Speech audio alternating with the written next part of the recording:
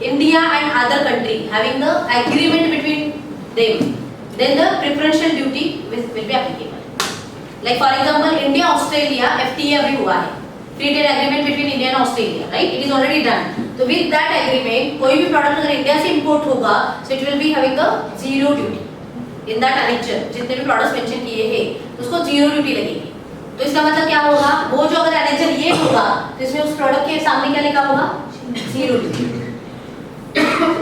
लेकिन अगर same product अगर ऑस्ट्रेलिया चाइना से इंपोर्ट करता है, then they will have to pay the stamp duty. Got it? This is like that. तो ये आपको क्यों समझना जरूरी है? Now what the point? If you really want to do the business in the long term and really serious for the business, you need to understand the duty structures, country to country trade agreements. ये सब समझने की जरूरत है. तब जाके आप deeper जाके धंधा करोगे.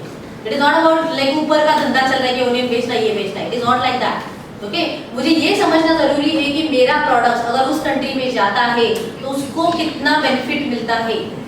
If they are importing from India तो उनको ड्यूटी सेव कितना होता है.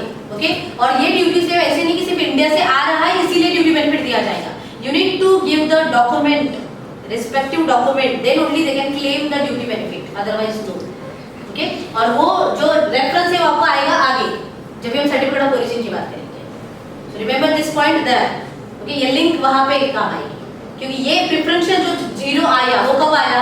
You need to furnish the preferential certificate of origin with the shipment, then only your importer can claim this duty benefit, otherwise no. तो ये certificate of origin आपको अभी नहीं समझेगा, वो उस टाइम पे समझेगा, लेकिन वो यूज कब आता है तो यहाँ पे आता है. What the point? Subscribe our YouTube channel KD Sushma and press the bell icon. Be ready to grow your business worldwide.